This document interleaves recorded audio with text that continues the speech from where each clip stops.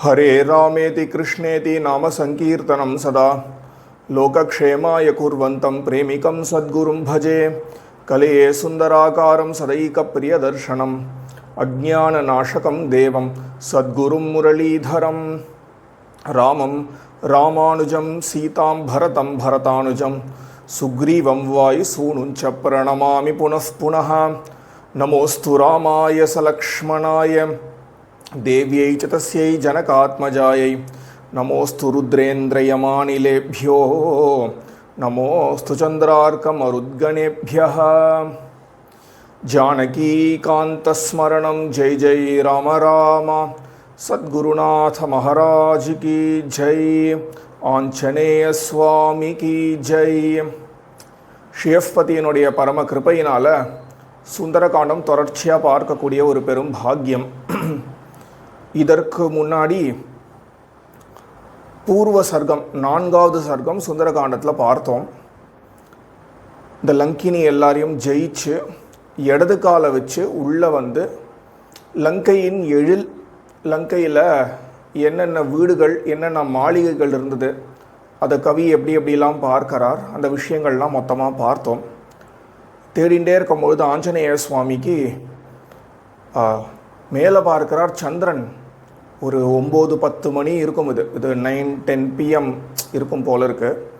அந்த சமயத்தில் சந்திரனை பார்த்த உடனே ஆஞ்சநேய சுவாமிக்கு இந்த சந்திரனை கொஞ்சம் வர்ணிக்கணும் அப்படின்னு தோணிடுதான். மேலும் இன்னும் கொஞ்சம் இருட்டாச்சு அப்படின்னா நம்மளும் வந்து யாரும் ஐடென்டிஃபை பண்ணிக்க முடியாத அளவில் நம்ம போய் தேடலாம் அப்படின்னும் தோணியிருக்கலாம் போல இருக்கு. இந்த சர்க்கம் இருக்கே, இந்த 5வது சர்க்கம் ரொம்ப அழகான சர்க்கம். இது வாசிக்கிறதுக்கும் ரொம்ப அழகாக இருக்கும். இது வந்து சந்தஸ், அதாவது விருத்தம் அப்படின்னு எடுத்து பார்த்தோம்னா இது இந்திரவஜ்ரா உபேந்திர வஜ்ரா, இந்த 2 விருத்தத்தினுடைய கலவையாக இருக்கும் நிறையா ஸ்லோகங்கள். அதற்கு உபஜாதி அப்படின்னு பேர். அந்த கலவையாக இருக்கிறதுக்கு 11 அக்ஷரங்கள் உண்டு ஒரு பாதத்தில். சில ஸ்லோகங்கள் இந்திர வஜ்ரத்துலேயும் அருளி செய்திருக்கார், சிலது உபேந்திர வஜ்ரத்துலேயும் அருளி செய்திருக்கார். இதெல்லாம் வால்மீகி பல சந்தஸுகள் கையாளுவார். அதே மாதிரி நிறைய அலங்காரமாகவும் இருக்கும் இந்த சர்க்கத்தில் வரக்கூடிய ஸ்லோகங்கள். அலங்காரம்னா தமிழில் அணிகள் அப்படின்னு சொல்லுவோமோனோ, சாமான்யமாக ஒருத்தரை பார்க்கறதுக்கும் அவர் பலவிதமான ஆர்னமெண்ட்ஸோடு பார்க்கறதுக்கும் ஒரு வித்தியாசம் இருக்குது. ஆர்னமெண்ட்ஸோடு பார்க்கும்பொழுது எப்படி அழகு கூடுமோ, அதே மாதிரி ஒரு பொருளை இருக்கிறபடி சொல்கிறத காட்டிலும் அதோட சில அணிகள் கூட்டி சொல்லும் பொழுது அந்த விஷயம் சொல்லப்பட்ட பொருள் வந்து கேட்கக்கூடியவாளுடைய மனசில் தங்கும்.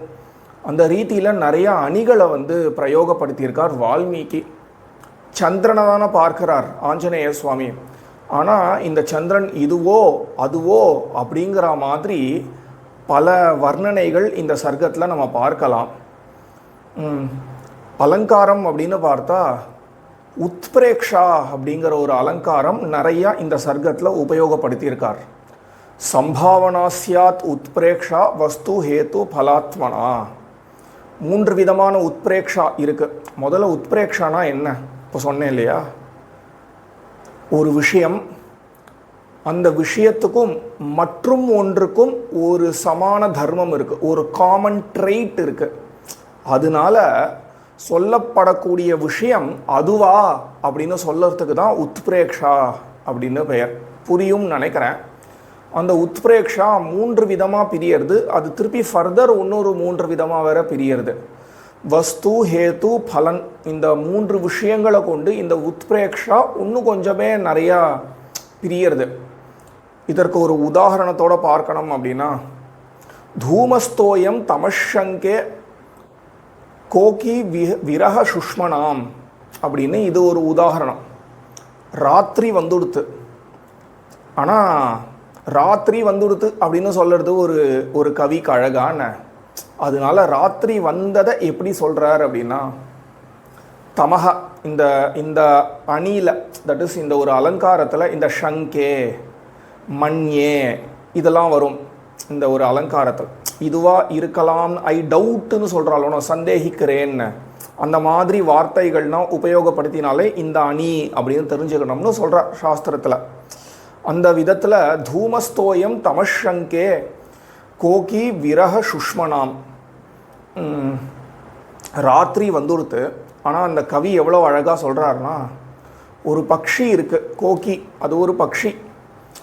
அந்த பக்ஷி தன்னுடைய ஜோடியை பிரிஞ்சுடுத்தாம். இப்போது ஜோடி பறந்து எங்கேயோ போயிருக்கு. இப்போது இந்த பக்ஷி தன்னுடைய ஜோடியை நினச்சி விரகத்தினால ஒரு விரக அக்னியிலேருந்து புகை கிளம்பிடுத்தாம். இந்த புகை கருப்பாக தானே இருக்கும். அதனால இந்த பக்ஷி தன்னுடைய ஜோடியை பிரிஞ்சதுனால ஏற்பட்ட விரகம் என்கின்ற அக்னியிலேருந்து கிளம்பின புகைதானா இது அப்படின்னு கேட்கிறார். என்ன, ஒன்றுமே இல்லை, ராத்திரி தான். இங்கே காமனாக என்ன இருக்குது அப்படின்னா இருள், அதாவது கருப்பு அப்படிங்கிறது தான் இது ரெண்டுத்துக்கும் இருக்கக்கூடிய ஒரு காமனான விஷயம் இல்லையா? சமான தர்மம்னு சொல்லலாமா? அது கருப்பு அப்படிங்கிறது தான்.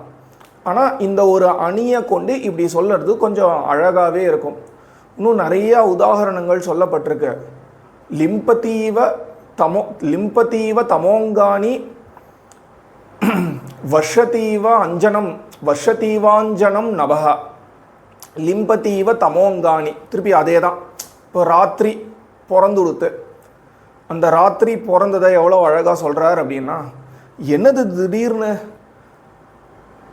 உடம்பு முழுக்க கொஞ்சம் கொஞ்சமாக கருப்பாயிண்டே வருதே அப்படிங்கிறாராம். லிம்பதி இவ, கருப்பானது மாதிரி அப்படிங்கிறாராம். அந்த இவன்னு வருதுனாலேயே இங்கே இந்த அணி அப்படின்னு தெரிஞ்சுக்கலாம்.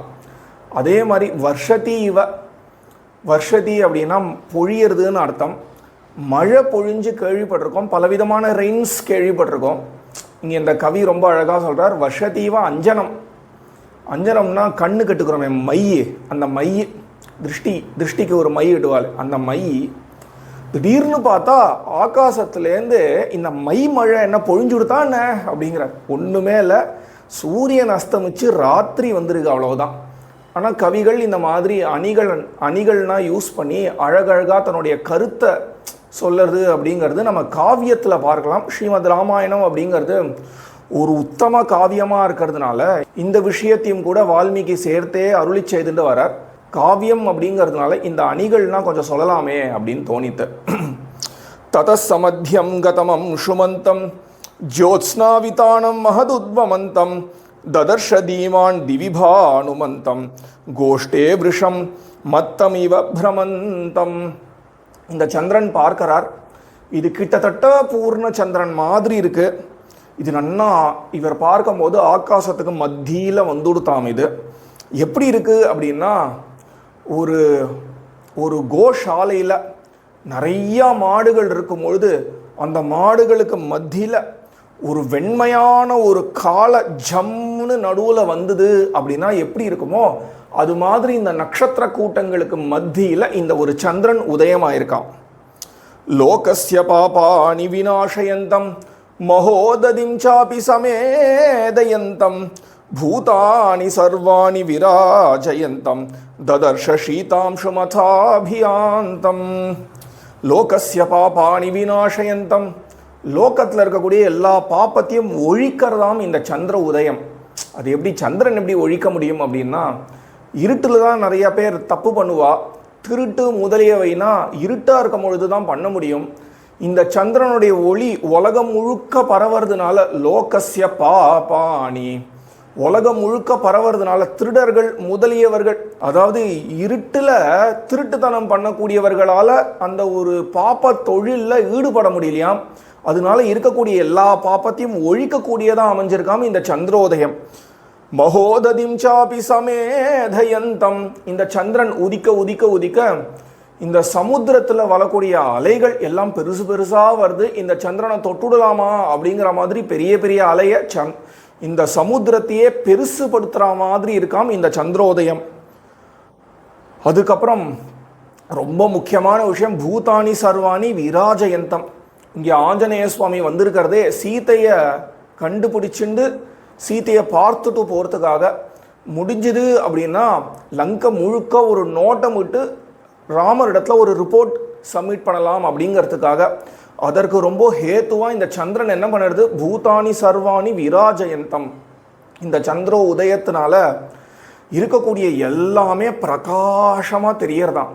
மரம் தெரியறது, செடி தெரியறது, கொடி தெரியறது, ராட்சசர்கள் தெரிகிறா, ராட்சசிகள் தெரிகிறா, தெரியாத விஷயம் இல்லை. எல்லாத்துக்கும் காரணம் இந்த சந்திரன். ததர்ஷ சீதாம்சுமதாபியாந்தம், நன்னா கூல் பிரீஸ் கூடுதுண்டே வரதாம் இந்த சந்திரனுடைய ஒளி.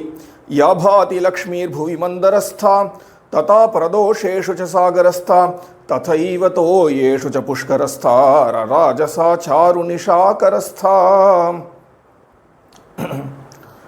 இது அடுத்த அலங்காரம் மாத்திட்டார், நிதர்சனா அப்படிங்கிற ஒரு அலங்காரம். பலதோட இந்த சந்திரனை சொல்றதுனால மந்தர மலையில் என்ன ஒரு பொழிவு இருக்குமோ அதே மாதிரி பிரதோஷ காலத்தில் சாயங்காலம் வேளையில் சமுத்திரத்தில் என்ன ஒரு பொழிவு இருக்குமோ, பகல் வேளையில் இருக்கக்கூடிய தடாகங்களில் தாமரையில் என்ன ஒரு பொழிவு இருக்குமோ அதே மாதிரி இருளில் ஆகாசத்தில் தோன்றி இருக்கக்கூடிய இந்த ஒரு சந்திரனுக்கும் அத்தகைய ஒரு பொழிவு இருக்காம். ஹம்சோ யதா ராஜத பஞ்சரஸ்தா, ஒரு வெள்ளி கூண்டுக்குள்ள ஒரு அன்னபக்ஷி எவ்வளவு அழகாக இருக்குமோ. சிம்ஹோ யதா மந்தர கந்தரஸ்தா, மந்தரமலையில் இருக்கக்கூடிய ஒரு குகையில் சிங்கம் எப்படி கம்பீரமாக இருக்குமோ. வீரோ யதா கர்வித குஞ்சரஸ்தா, நன்னா மதம் நீர் சொட்டக்கூடிய ஒரு யானை கம்பீரமாக நடந்து வருது. அந்த யானைக்கு மேலே இருக்கக்கூடிய ஒரு வீரன் எப்படி இருப்பானோ அதே மாதிரி சந்திரோ பிபப்ராஜதாம்பரஸ்தா, அது மாதிரி ஆகாசத்தில் இந்த ஒரு சந்திரன் கம்பீரமாக வந்திருக்கே அப்படிங்கிறார். தந்திரீஸ்வராக கர்ணசுகா பிரவருத்தாக ஸ்வபந்தி நார்ய பதிபிஸ் சுவருத்தாக நக்தஞ்சராச்சாபி ததா பிரவருத்தாக விஹர்த்தும் அத்யத்புத ரௌத்ரவருத்தாக. சில இடங்களில் பார்த்தா அப்படி சந்திரனை பார்த்துட்டே இருக்கக்கூடியவர் அப்புறம் ஒரு இடமா திருப்பி தேட ஆரம்பிச்சுட்டார், சீதை இருக்காளா சீதை இருக்காளா அப்படின்னு. ஒரு மாளிகையாக தேடும் பொழுது, ஒரு வீடாக தேடும் பொழுது நிறையா காட்சிகளை பார்க்கிறார். ராத்திரி வேளையில் பல பேர் வீணை வாசிச்சுட்டு இருக்காளாம்.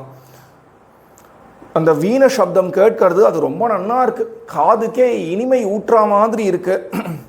சில பெண்கள் தன்னுடைய கணவன்களோட படுத்து உறங்கிறத பார்க்கிறார். இன்னும் சில பேர் ராத்திரி பலவிதமான கொடும் செயல்களில் ஈடுபடுறத பார்க்கிறார். சில தம்பதிகள் ஒருத்தரோட ஒருத்தர் அடிச்சுண்டு இருக்கிறதனா பார்க்கிறார். சில பேர் கொஞ்சின்னு இருக்கிறத பார்க்கிறார். சில பேர் தங்களை தாங்களே பலவிதமான வைர வைடூரியங்கள்னால ராத்திரி பொழுதல் அலங்கரிக்கிறதெல்லாம் பார்த்துட்டே ஒன்று ஒன்றா போகிறார். கடைசியா சீதாமபஷ்யன் மனுஜேஸ்வரஸ்ய ராமஸ்ய பத்னீம் வததாம் வரஸ்ய பபூவ துக்காபிஹதச்சிரஸ்ய ப்ளவங்கமோ மந்த இவாச்சிரஸ்ய. சீதாமபஷ்யன் மனுஜேஸ்வரஸ்ய, என்னதான் இருந்தாலும் சீதையை ஒன்றும் காண கிடைக்கலையே, யார் யாரையோ பார்க்குறோம், ஒன்றும் சீதையை காண கிடைக்கலையே. இந்த கூட்டத்துக்கு மத்தியிலையா சீதை மாட்டின்னு இருக்கா? இங்கே இருக்கக்கூடிய ராட்சசிகள்னால் எவ்வளோ கொடுமையானவர்கள். அவர்கள் தமசு இல்லை ரஜசு சுவாவமாக உடையவர்கள். ஒன்று கடுமையான சோம்பேறிகள், இல்லை பலவிதமான ஆசைகள், பிறர் பொருள்கள் மேலேயே ஆசைகள் உடையவர்கள், ரொம்ப கொடுமையானவர்கள். ஆனால் சீதையோ அப்படி கிடையாது, பரம சாத்விகமானவள். இதற்கு மத்தியில் அவள் மாட்டின்னு இருக்காளே. கணவனோட சண்டை போடக்கூடிய கோஷ்டிக்கு மத்தியில் அப்படி ஒரு பதிவிரத்தை மாட்டின்னு இருக்காளே. பலவிதமான பாப்பச் செயல்கள்னா ஈடுபடக்கூடிய ஸ்திரீகளுக்கு மத்தியில் இப்படி ஒரு பதிவிரத்தை மாட்டின்னு இருக்காளே. பபூவ துக்காபிஹதச்சிரஸ்ய, இப்படின்னு நினச்சி ரொம்ப துக்கப்படுறார் ஆஞ்சநேய சுவாமி. என்ன பண்ணுறதுன்னு தெரியலையே, இந்த சீதையை சீக்கிரமாக கண்டுபிடிக்கணுமே அப்படின்னு ஆஞ்சநேயனுக்கு தோணுதான். சு உணத்தி இதி சுந்தரம் அப்படின்னு சுந்தரகாண்டத்துக்கே மற்றும் ஒரு வியுத்பத்தி, மற்றும் ஒரு பொருள் சொல்லப்படுறது. இப்படி நினச்சி ஆஞ்சநேயனுக்கு ஒரு துக்கம் தோணும். இது மாதிரி வாடி வதங்கக்கூடிய சீதையை பற்றி இந்த ஒரு காண்டம் சொல்லுறதுனால உந்தி கிளேதனே அப்படின்னு தாத்து இந்த காண்டம் கேட்கக்கூடியவர்களுடைய ஹிருதயம்லாம் அப்படி உருகிடுமாம். நமக்கே நம்மளை அறியாமல் கண்கள்லேருந்து ஜலம் பெருக ஆரம்பிச்சிடும். அப்படிங்கிறதுனாலையும் இந்த ஒரு காண்டத்துக்கு சுந்தர காண்டம் அப்படின்னு பேர். அந்த ரீதியில் ஆஞ்சநேய சுவாமியும் பலவிதமான துக்கத்தை அனுபவிக்கிறார். இன்னும் சீதையை காண கிடைக்கலையே. இதோட இந்த சர்க்கத்தை பூர்த்தி பண்ணிக்கலாம். மேலே அடுத்த சர்க்கம் பார்ப்போம். ஜானகி காந்த ஸ்மரணம் ஜெய் ஜெய் ராம ராம. சத்குருநாத மகாராஜ் கி ஜெய். ஆஞ்சநேய சுவாமி கி ஜெய். மங்களம் கோசலேந்திராய மகனீய குணாப்தயே சக்கரவர்த்தி தனூஜாய சார்வபௌமாய மங்களம். ஹரே ராம ராம ராம ஹரே ஹரே. ஹரே கிருஷ்ண கிருஷ்ண கிருஷ்ண ஹரே ஹரே.